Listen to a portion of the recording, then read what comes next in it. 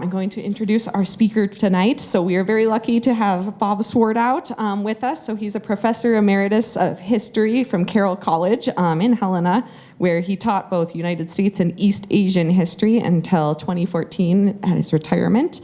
And he was born in Portland, Oregon, and received his bachelor's and master's degrees from Portland State University and his doctorate from Washington State University.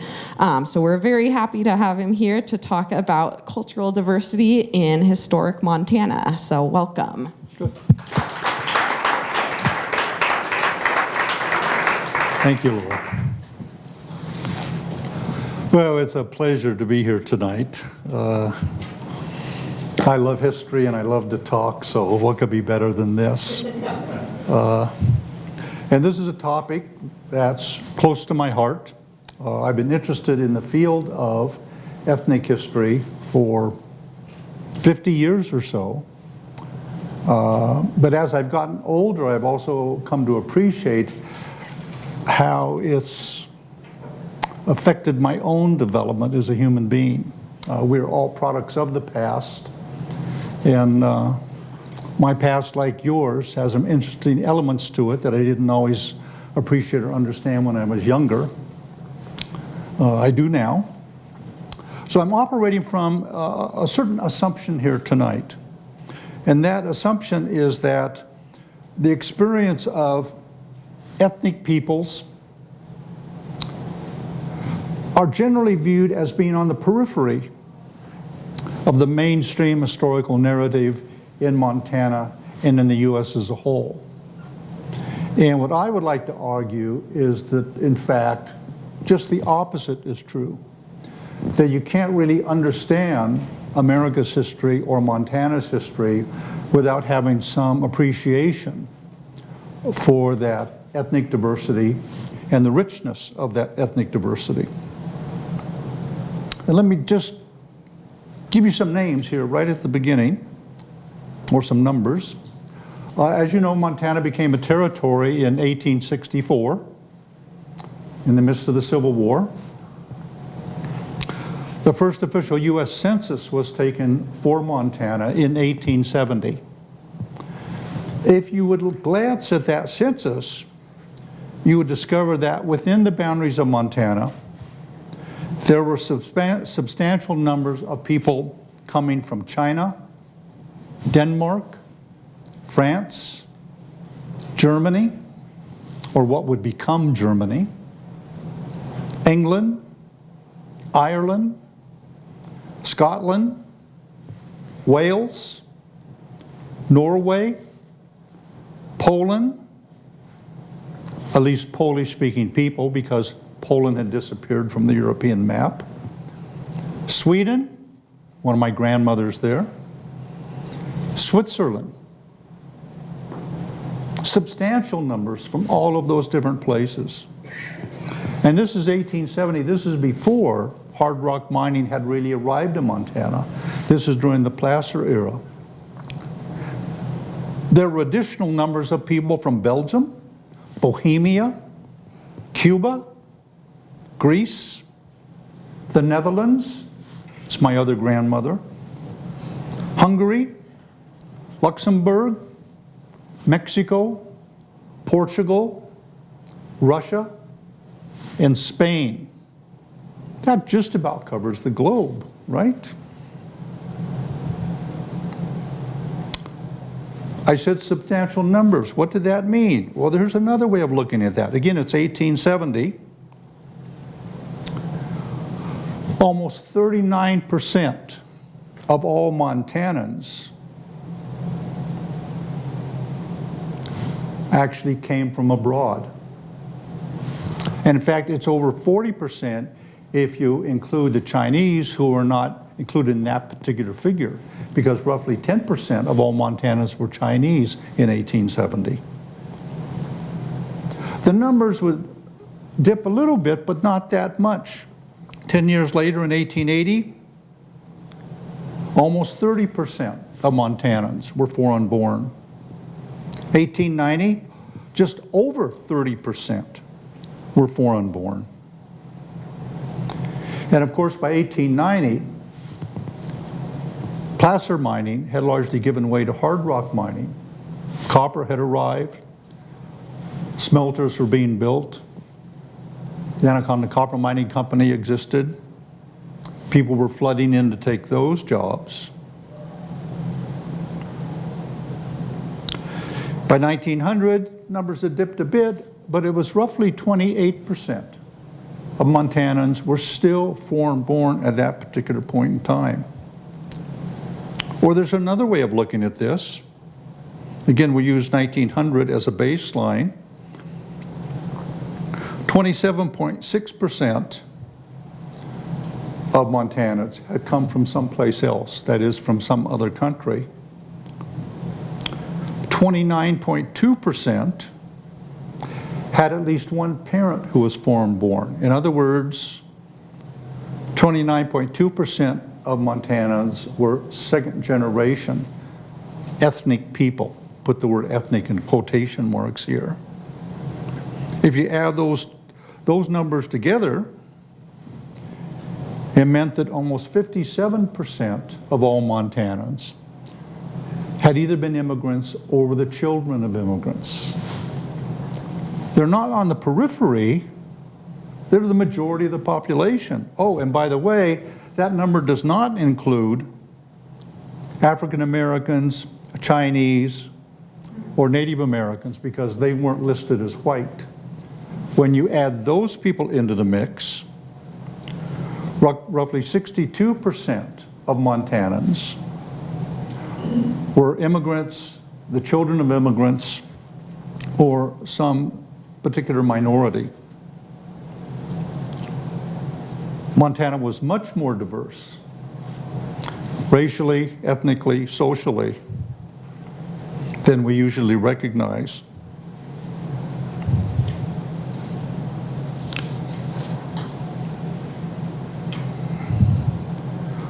Why was it happening? Well, in part it was because of the way Montana developed economically. During the placer mining era in the 1860s and 1870s, people were drawn from across the United States and around the world to mine gold and then a bit later silver in the various camps that sprung up. By the 1880s, as I mentioned just a bit ago, hard rock mining had developed, especially copper. That would draw in a number of other people. The Irish, of course, were often associated with the mines and the smelters, as were the Cornishmen and the Italians, especially a Butte of a place called Meterville. Large numbers of Finnish immigrants had arrived. Anybody guess where? Well, there was Finntown in Butte, so there are Finns there, but another place was a major center of Finnish activity, Red Lodge. Red Lodge had numerous Finnish immigrants. Slavic peoples, particularly from southeastern Europe, arrived in the Muscle Shell, often to mine coal in that area. And then, of course, by the early 20th century, between roughly 1900 and 1920, you have the homestead boom in Montana. In fact, it's the largest single period of population growth in the history of Montana, 1900 to really 1914, the outbreak of World War I. And many of those people were coming from around the world. Danes settled in the Beaverhead Valley. There's an article on that in this book I'll mention a little later.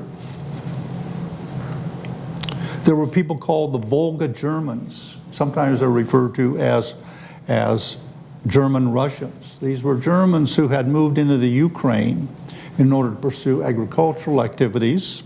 They were often discriminated against by Russians themselves, but a significant number of those so-called Volga Germans or Volga Russians then made their way to the upper Midwest, to places like the Dakotas, to Montana. One of the descendants of the Volga Germans would be a fellow named Brian Schweitzer, if that name rings a bell.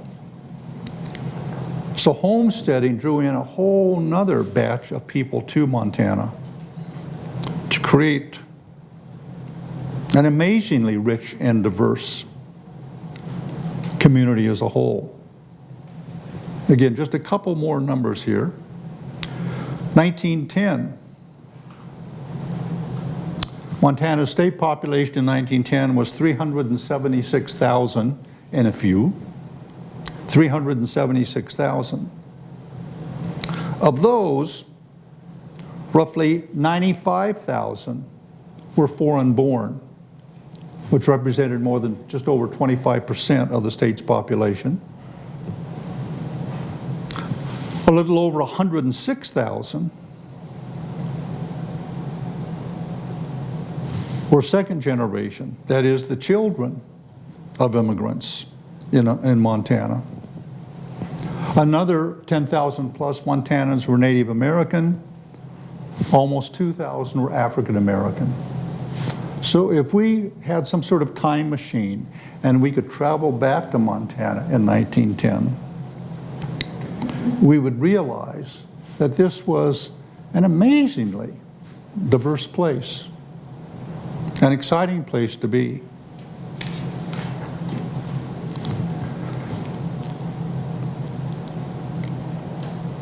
Sometimes it was exciting for not always the best reasons. We might have hoped that all this richness, all this diversity would produce a broader understanding of our fellow human beings. Sometimes that would happen. But the melting pot is not the only sort of metaphor we might use to describe American society. Just read a paragraph to you.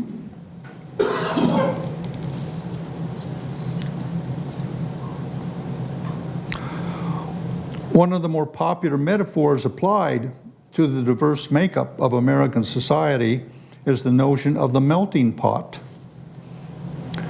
While this metaphor certainly has some relevance, a careful examination of America's and Montana's past suggests that another apt metaphor for the American experience might be that of the pressure cooker, another appliance that comes from the kitchen. As tensions would build up in American society, often along ethnic, racial, and class lines, releases of pressure, releases of steam, perhaps even explosions, could occur in the form of hateful rhetoric, discriminatory legislation, and violence. Social historians have argued for some time that such actions, while certainly regrettable, were in some respects the natural consequence of America's experience of slavery for more than 200 years. That institution, although clearly tied to special economic interests such as the rise of the cotton industry, rested on the belief that certain races were inherently inferior and therefore did not deserve to receive the same protection and benefits as the superior race, sometimes simply known as white, while at other times referred to as the Anglo-Saxon race. And in fact, that kind of tension is also a part of America's narrative. Benjamin Franklin, one of the great heroes in American history, often complained about the excessive influence of the so-called Pennsylvania Dutch on that particular colony.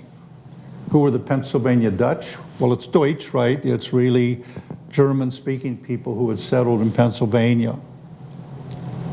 Franklin was concerned that they were a bit too Dutch, a bit too German, that they would challenge the institutions and the values that have been established by certain English immigrants. He didn't call for violence against those people, but he had a difficult time understanding that particular community and the values that they held. In the 1840s and 1850s, but truly significant numbers of immigrants from Central Europe, Germany, if you will, and Ireland began arriving, a backlash occurred almost immediately. It gave rise to something called the American Party. That was what they called themselves. Historians refer to them as the Know-Nothing Party. And they were vehemently anti-German, anti-Irish, in general anti-immigrant, feeling that their kind of America was slipping away from them. An ethnocentric, a xenophobic political movement.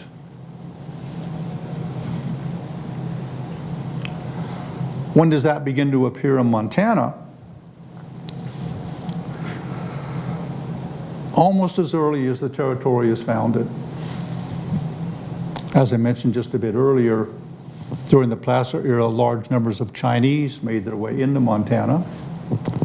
The census record indicates that in 1870, as again, 10% of the people living in Montana had come from China. The actual figure was probably a bit larger than that because the census takers generally undercounted the Chinese. After all, they all looked alike. That was one of the stereotypes of the time.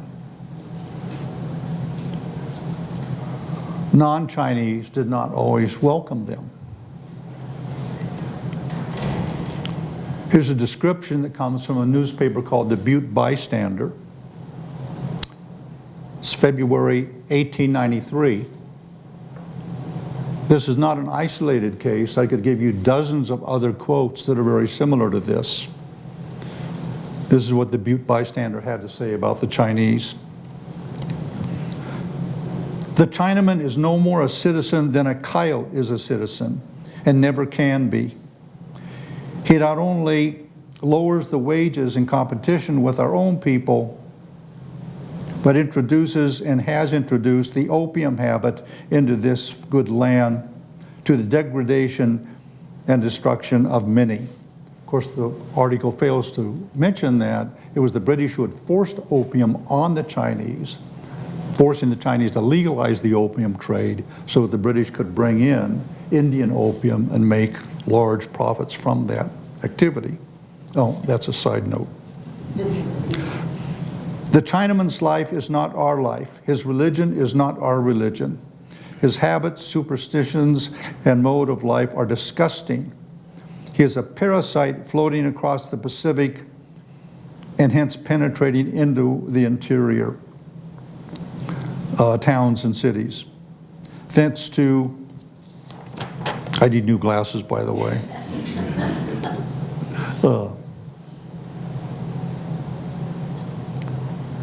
His one object in life is to make all the money he can and return again to his native land, dead or alive. His religion, superstition, and low mode of life are so ingrained into his anatomy that all of the waters of Jordan can never wash them out. His very existence in our midst is an insult to our intelligence. Pestilence and disease follow in his wake, no matter what sentimentalists might say otherwise. Let him go hence. Fortunately, within Montana, that kind of rhetoric did not lead to mass violence against the Chinese, as did happen in the Snake River of Idaho, Rock Springs, Wyoming, Tacoma, Washington. But it would make life for the Chinese in Montana often difficult. Territories, Western territories and states like Montana, California, began to apply pressure on the federal government to do something about the Chinese problem. By 1870, the federal government had concluded that Chinese immigrants were ineligible for naturalization. It didn't matter how long they had lived in America, how much they had paid in taxes. If they were Chinese, they could not become American citizens, not if they were born in China. If they happened to have children, and the children were born in America, in Montana, then those children would be American citizens, although that too was sometimes open to debate. In 1882, this opposition to the Chinese then finally resulted in what was called the Chinese Exclusion Act. It was the first time in U.S. history that American doors were closed to any group whatsoever. It wasn't closed 100%. It was closed about 98%. The Chinese Exclusion Act of 1882 said that no Chinese laborer could immigrate to the United States. If it was a diplomat, if it was a business person with resources, then he might be able to do it. But of course, those individuals were few and far between. The vast majority of Chinese had come to America to use their labor to make a better life for themselves, just as most immigrants had and would in the future. That original Chinese Exclusion Act was to run for 10 years. In 1892, Congress renewed it and made the restrictions even tighter. Finally, in 1902, when the second one was about to expire, the law was made permanent, or we should say indefinite. It would run for the duration. There was no termination date on it. Just how great was this apparent Chinese threat? Well, the Chinese in Montana had begun to subside by the 1890s and early 20th century, again because of these exclusion acts that were in place and because there were so few Chinese women within the community. If you didn't have women there, then you couldn't produce the second, third, or fourth generation. And that's more than any other reason why the Chinese numbers began to decline. But if we look at the nation as a whole, again, that first act was passed in 1882. At that time, there were roughly 105,000 Chinese in all of America. They represented 1/5 of 1% of the U.S. population. 1/5 of 1%, and yet they're targeted as undesirables for Montana passed specific laws that were also aimed at the Chinese. Early on, during the early territorial period, the territorial Supreme Court was sometimes throughout those laws, but by the 1880s, Montana Territorial Supreme Court has sort of changed its mind, said, no, I think these laws are needed. And then after Montana became a state in 1889, then they were fixed even more strenuously. One of those was a law that discriminated against Chinese laundries. If you operated a Chinese laundry, then you had to pay a special tax. If you were white, no such tax existed. The Chinese took it to court, and the Montana courts then sided with the law, and it remained on the books for many, many more years, until most of those laundries had disappeared from the scene.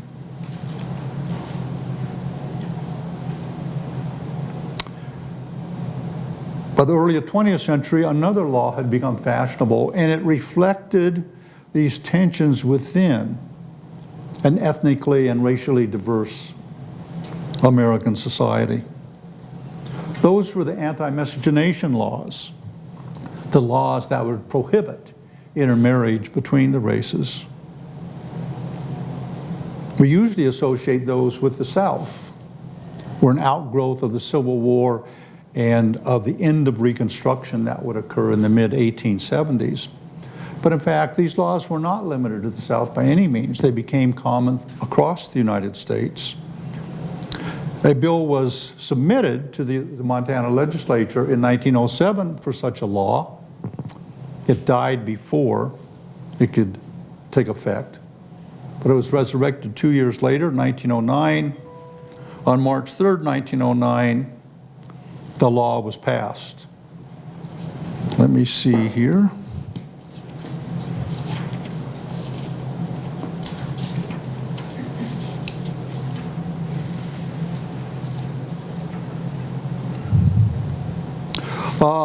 It didn't pass automatically. There were a number of Montanans who argued against it. In the House of Representatives, the bill passed by a vote of 42 to 18. So 18 Montana said, I'm not sure this is the right thing to do. The vote was even closer in the state Senate. 15 voted for the law, for the bill. 11 voted against it. But a majority ruled. It was put in place. It was signed. The title was telling. Here's the law. An act prohibiting marriages between white persons, Negroes, persons of Negro blood, and between white persons, Chinese, and Japanese, and making such marriages void, and prescribing punishment for solemnizing such marriages. In other words, it wasn't just a division of black and white. A number of different groups were then singled out for being unacceptable in this growing community.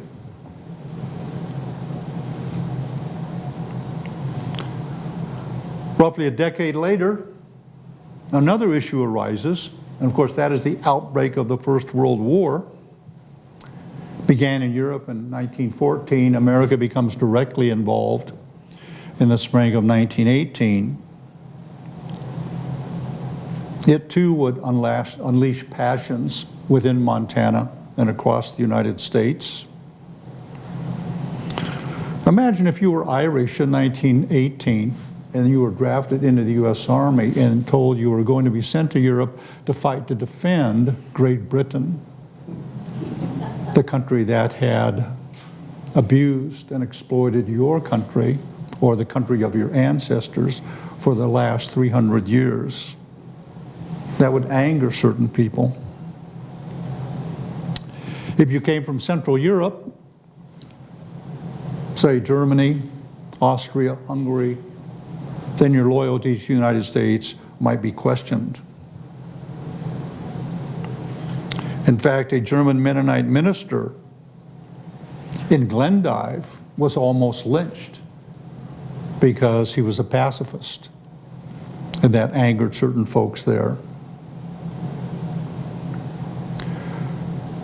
German language newspapers in Montana that had been around ever since large numbers of Germans had arrived were suddenly banned. No newspaper could be published in German in Montana, even though for some of the immigrants, especially if they immigrated as adults, they would always struggle with their understanding of English. They would be more comfortable in the language of their native country, or the country of their birth, but those newspapers were prohibited. In Lewistown, German textbooks used in the local schools were not only banned, but they were then brought on display and they were publicly burned, along with other books that had been authored by German writers.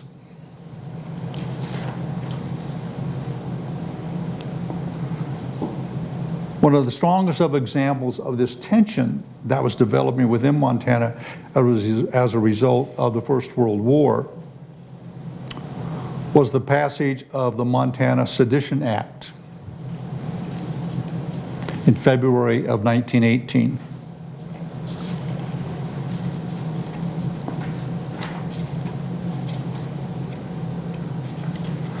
I mean, at first glance, it sounds somewhat reasonable, right? I mean, America is in the midst of a major war. You wouldn't want agents of the enemy sort of infiltrating your society and threaten the well-being of the local population. But this kind of super patriotism did not stop at that point. And corporate Montana also saw the First World War and this call for patriotism as an opportunity to break the backs of various budding labor movements that had begun to develop in Montana and the mines and smelters. And in fact, those labor unions would not be able to regain that foothold until the 1930s, when new federal laws were finally written to make it easier to enter into collective bargaining agreements. But But as for the law itself, this is what it declared.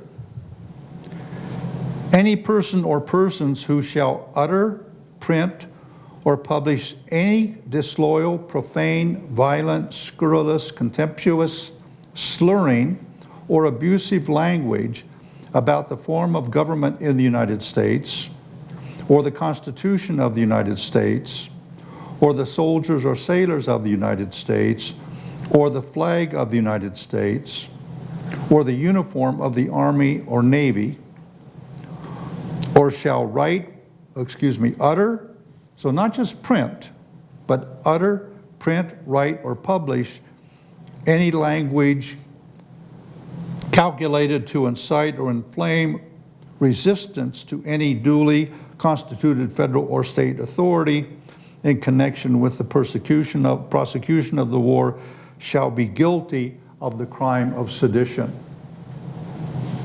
I mean, to sort of put that in a 21st century context,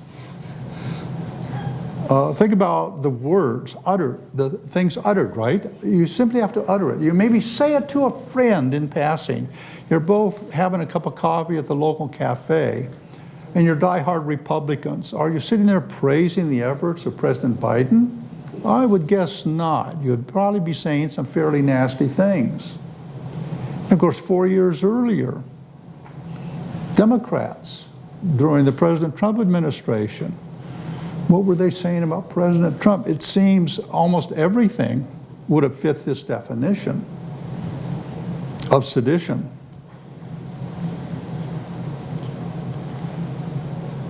What's interesting in all that is that while we might question that law because it was so vague, so general, in fact, 79 Montanans were found guilty of violating the law. 47 of those were sent to the state penitentiary, sometimes for just a few months, but sometimes for longer than that.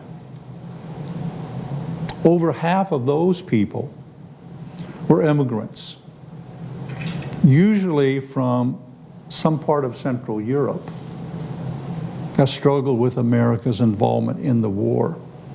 If you just happen to say, I don't think this war is the right thing for America, I'm not sure that we should be fighting in this war, then you could be charged with sedition. Somebody might have just overheard you, and that would have been enough. So in fact, it's during the First World War that America in general, Montana in particular, begins to view certain ethnic groups as a threat, not just to the values of the United States, but to some of America's most fundamental institutions. And that kind of mindset then made its way into mainstream American politics by the 1920s. Certain Americans were looking at the recent past and saying, I'm not sure I like what I've seen happening to America over the last half century. Maybe we need to change course. That mindset ultimately results in something called the 1924 National Origins Act, also called the 1924 Immigration Act. It's the first time in American history that outside of Chinese and Japanese, restrictions are placed on people based on their ethnicity, on their nation of origin. Quota system was put into place, where each country would have only so many openings for immigrants, for people who wish to immigrate to the United States. But the people who wrote the law decided to sort of manipulate the numbers. Said, well, we'll base this on a certain census. But we're not going to use 1920 or 1910 or even 1900. We'll go back to 1890 because prior to that time, Most of the immigrants who were coming from Europe tended to come from Western or Northern Europe, were good, solid Nordic people. Those people who were coming from Southern Europe, from countries like Italy, or from Eastern Europe, the Slavic countries, Poland, for example. Oh, and incidentally, people who were coming from those parts of the world were often likely to be either Catholic or Jewish, not Protestant. So quotas were put in place that were highly restrictive. They were restrictive for all countries, but especially if they were located in Southern or Eastern Europe. And of course, if they happened to be in Asia, then the quota was 0. So in effect, Asian immigrants were excluded from coming to America. And that then essentially then became the law for the next 4 decades or so. And I'll say a little bit more. What time are we doing? Okay, we're doing okay.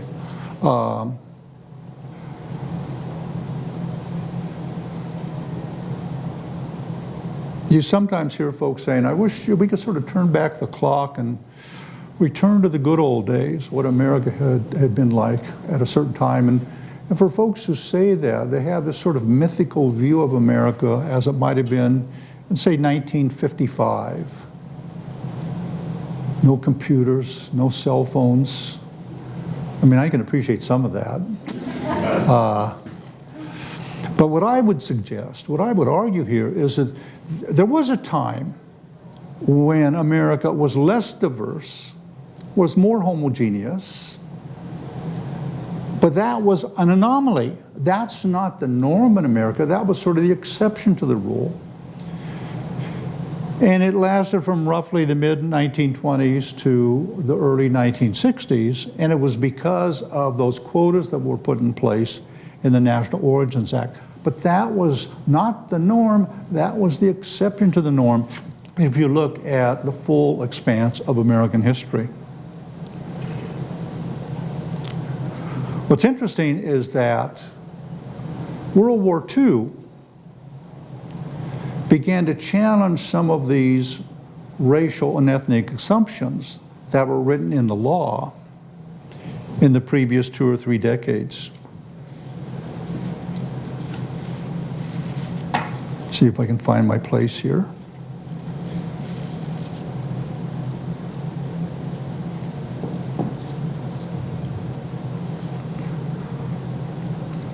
Although World War II would lead to considerable hardship and suffering for many Japanese Americans, again, most of those people lived on the West Coast. If you lived in Washington, Oregon, or California, you were placed in relocation camps, which is a polite word for a concentration camp. They're being concentrated. And I don't want to say that these were the same as the concentration camps in Germany. I'm not saying that. These people were not executed, but without any due process whatsoever, simply because of their ethnicity. They were then taken from their homes, placed in these camps, for the most part for the duration of the war, more than 100,000.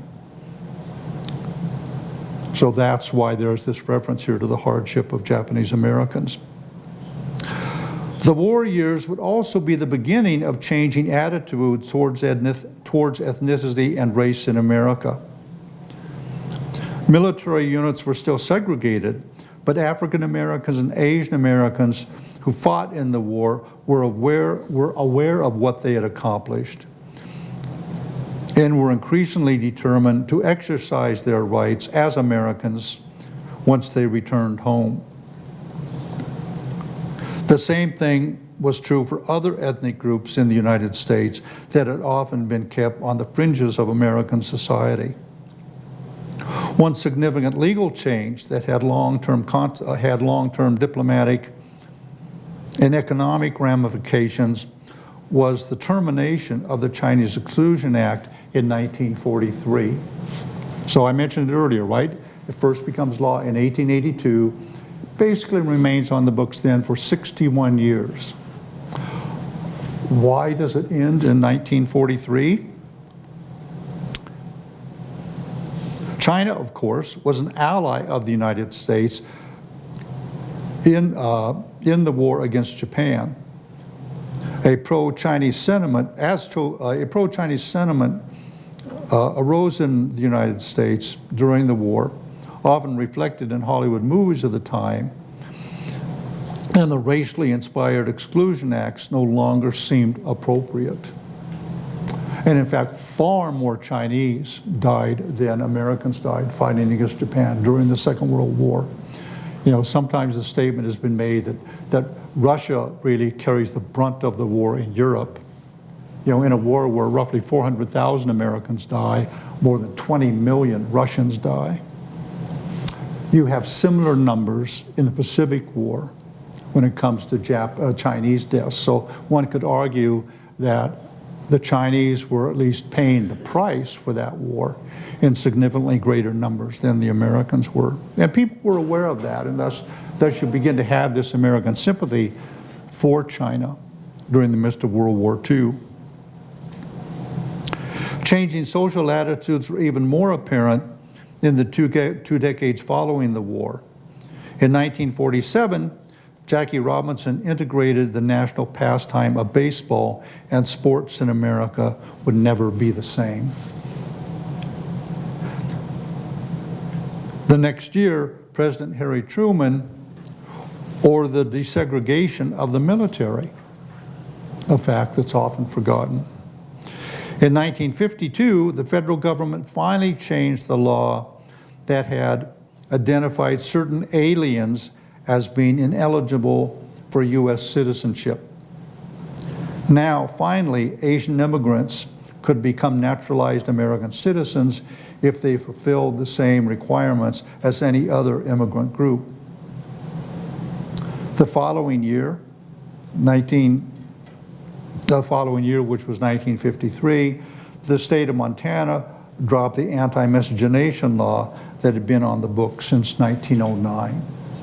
So in fact, attitudes in America were changing. You know, one of the points I often made to my students at Carroll College is that it's a mistake to view history as static. Yes, it's true that sometimes certain patterns of history do repeat themselves, but history is always evolving, and attitudes do change over time. And the fact that Asian Americans, that is, first-generation Asian immigrants, could now finally become American citizens was one example of that. The repeal of the anti-miscegenation law in Montana was another. In 1954, the U.S. Supreme Court would issue its famous Brown versus Board of Education decision. The discriminatory laws that had,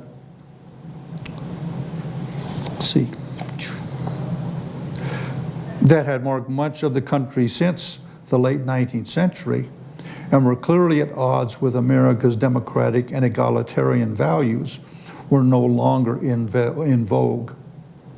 In 1964, Congress, with the urging of President Lyndon Johnson, passed the most sweeping civil rights legislation since the end of the Reconstruction era nine decades earlier. And the law was immediately and enthusiastically signed into place by President Johnson.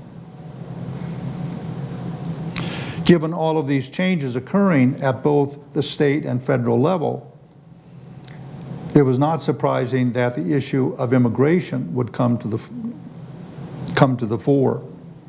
Since the end of the Second World War, some piecemeal adjustments had been made, particularly for those people classified as refugees, but the system as a whole was still tied to the decisions made back in the 1920s.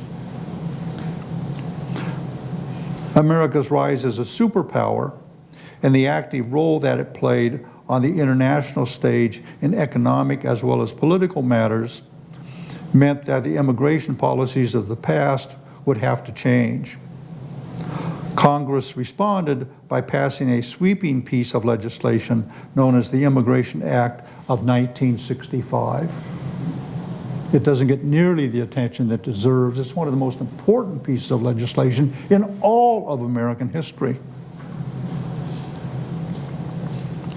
It did away with the old system based largely on racial attitudes that tended to favor certain countries and regions over others. This act, more than any other federal legislation, would open the doors to a new era of immigration and a new wave of immigrants. The immigrants who have streamed into the United States and into Montana as well over the past 5 decades have begun to transform America, just as an earlier generation of immigrants did between roughly 1880 and 1914. The recent immigrants have come from every corner of the globe, but especially from the regions of Latin America and Asia. Collectively, they, their children, and now even their grandchildren are changing the very face of American society. I think that's a good place to stop right here, because if we move beyond then, that's a whole nother topic.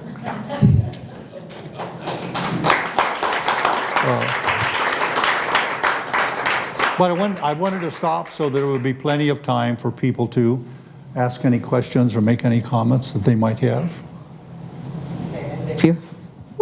If you have a question, I'm going to come to you with the microphone so that the recording can hear your question as well. My question, Bob, is I've always been a little puzzled about the that law. Anti-miscegenation. It's a mouthful. Thank you. It was very clearly excluding people that were non-white, but somehow the Native Americans weren't targeted with that law, and I don't think that they at the time enjoyed a very high social status, right, maybe even below that of the immigrant. And could you speak to that a little bit?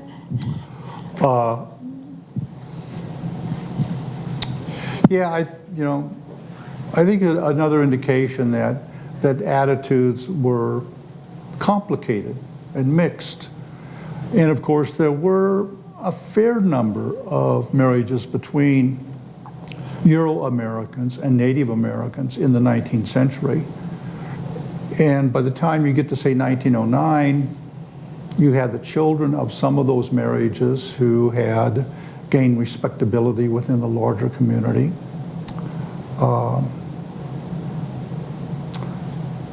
There's nothing in the debates we see to indicate that much thought was given to that particular issue. I think, traditionally we associated these laws, anti-miscegenation laws, with the South and all of the issues that sprung from slavery. The irony there is that sexual relations between white and black were much more common during slavery than after slavery, because white slave owners exploited black female slaves. So in fact, that had always been a part of Southern life. It's kind of ironic then that after the Civil War, suddenly white Southerners were so concerned about it. But of course, after the Civil War, they had to make sure that they could keep African Americans in their place, given the fact that slavery had been abolished.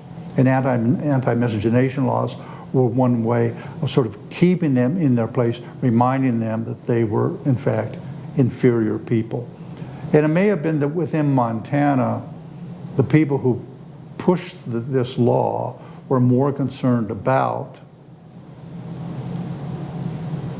the images that blacks and Asians might project within Montana as a whole. Begin the numbers, by the early 20th century, there aren't very many Chinese, or for that matter, Japanese in Montana, or African Americans for that matter. So in some ways, this isn't a law about numbers.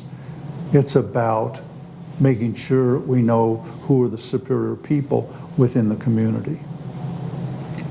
And Native Americans, maybe they didn't quite fit these stereotypes as easily.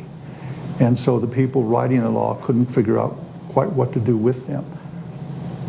But in many ways, they had already been segregated, right? Because the majority of Native Americans in Montana at that time are living on reservations where they are not interacting that much with the broader white society. Okay, I'll stop.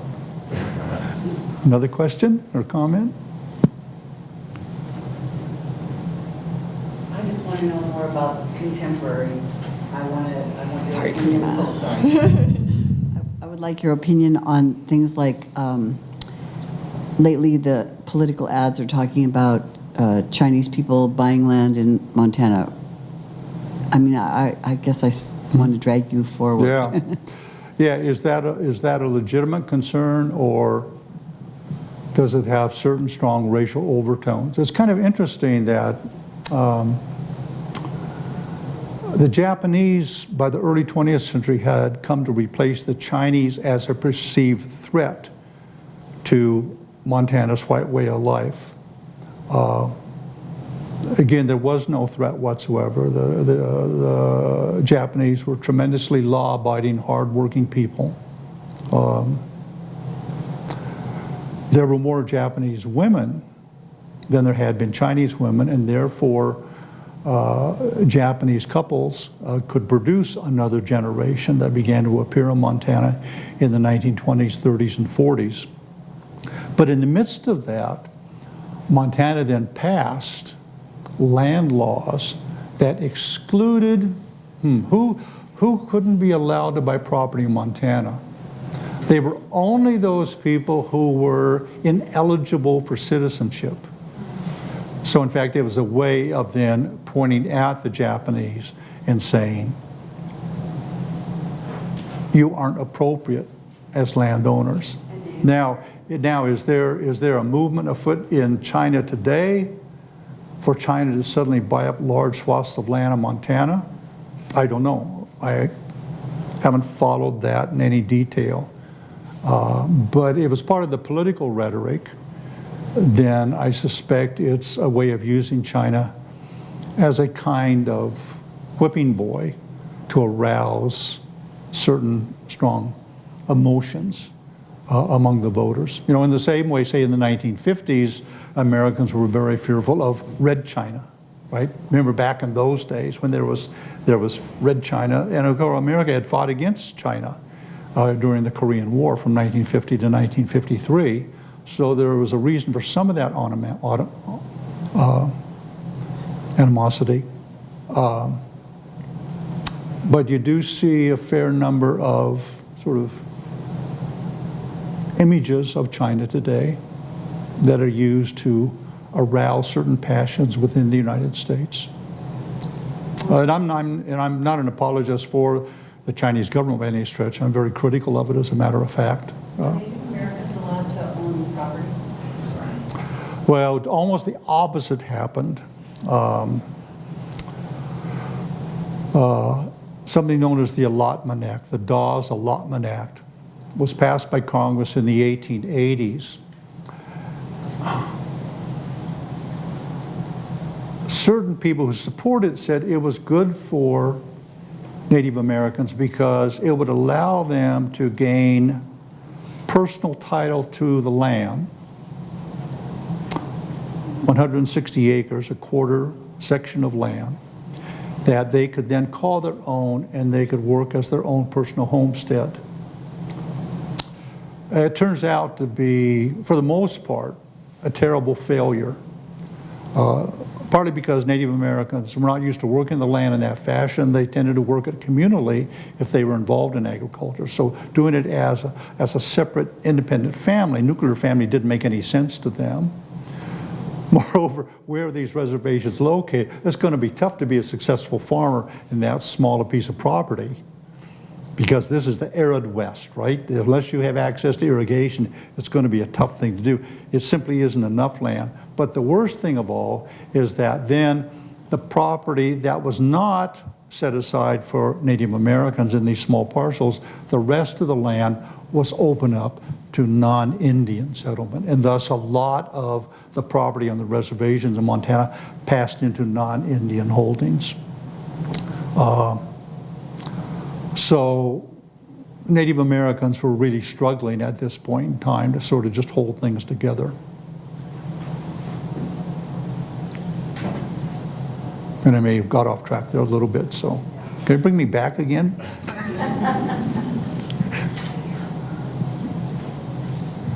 When you were talking about the ideas and people's perceptions of other people, of the outsiders coming in, and I was thinking we're almost coming full circle like that in this country, where all of a sudden, again, we don't want to have these outsiders come in, and same thing here in Montana. And my thought was, the more things change, the more they stay the same. And it's just my comment. Yeah, well, I would agree with you that certainly in the last 10 years or so, a lot of inflamed rhetoric has reappeared in the United States, focused on a lot of these same issues.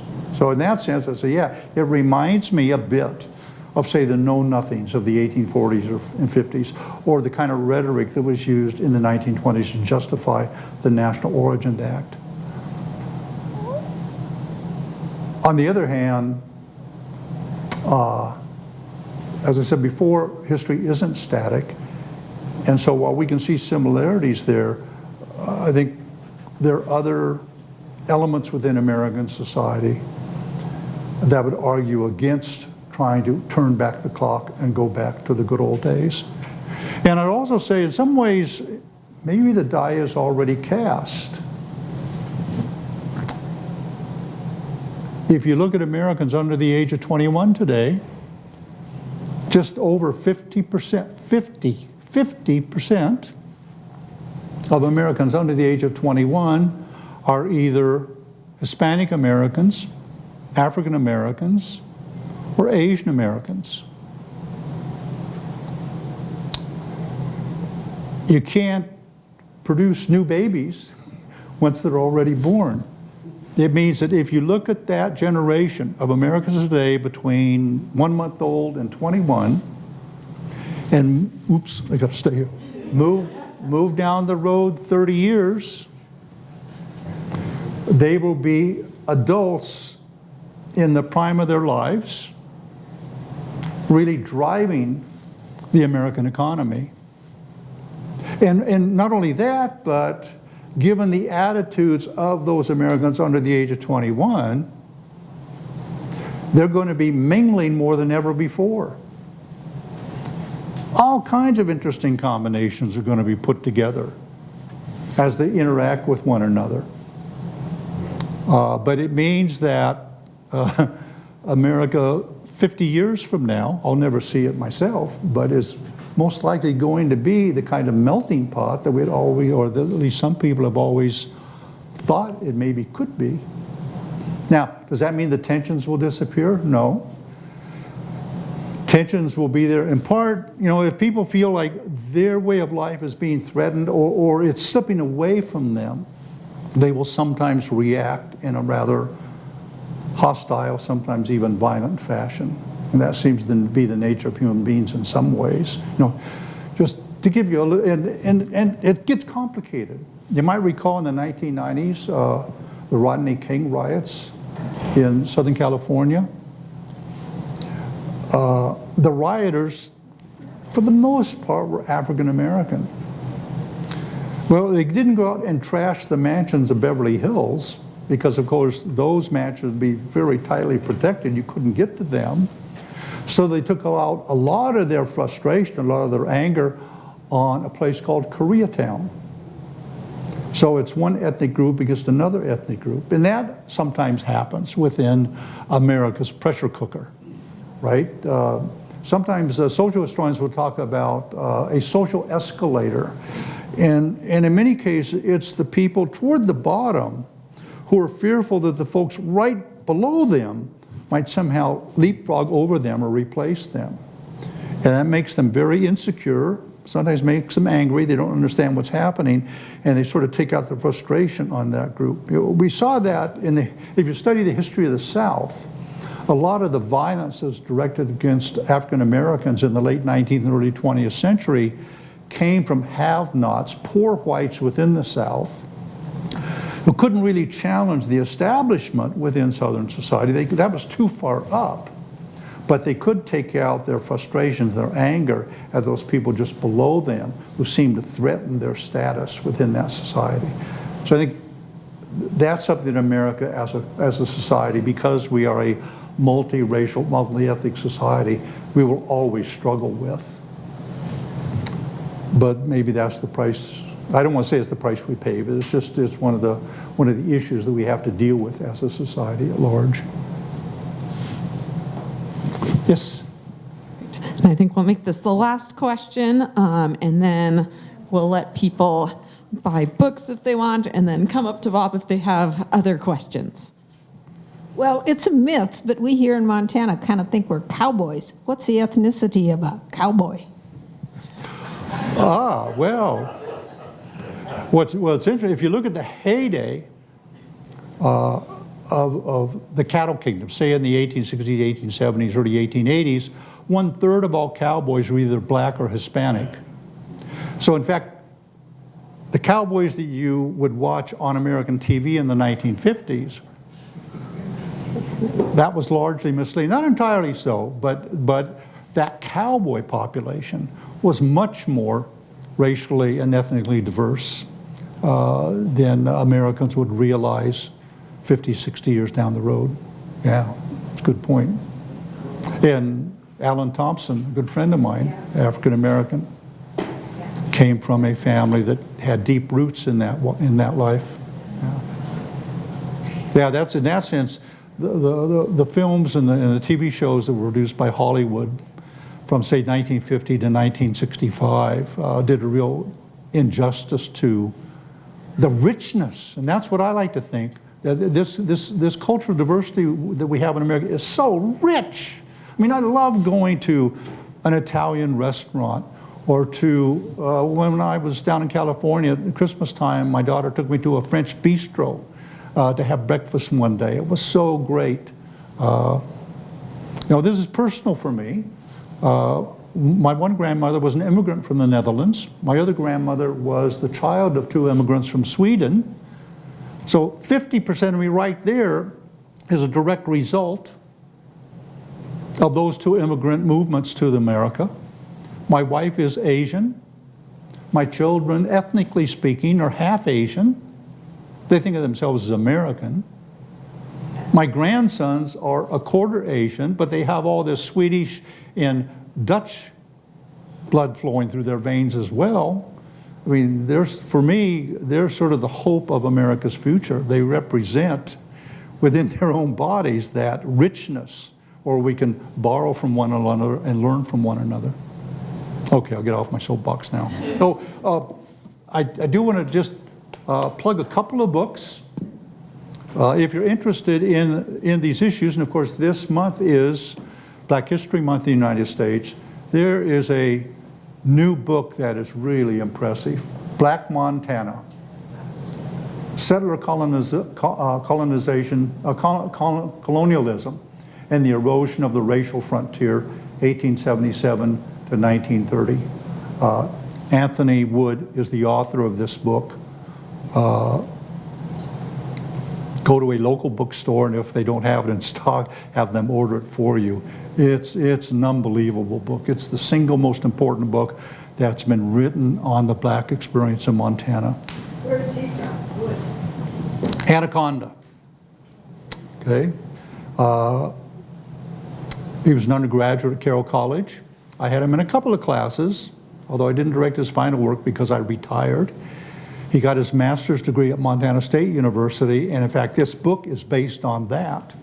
I think there are a lot of PhDs who are very envious of someone with just a master's who could produce something of this magnitude. He's now finishing up his PhD at Michigan. Great guy. And, of course, Chinese history is a topic that's close to my heart. My wife is not Chinese, but she is Asian. The Middle Kingdom Under the Big Sky, written by Mark Johnson, also a Carroll grad, who he and his wife, Janet, and their children lived in China for about 10 years. He was an award-winning teacher at Concordia International School in Shanghai. He's now a professor for Notre Dame University. This is a great book, and both of these books were published by the University of Nebraska Press, so a shout out to Nebraska. Oh, and then finally there's this thing here called Montana, a Cultural Medley. So if you're kind of interested in some of it, and I've just sort of skimmed the surface tonight, but if you want to delve into some of those stories in greater detail, you could do that from this book here. So thanks again for being there tonight.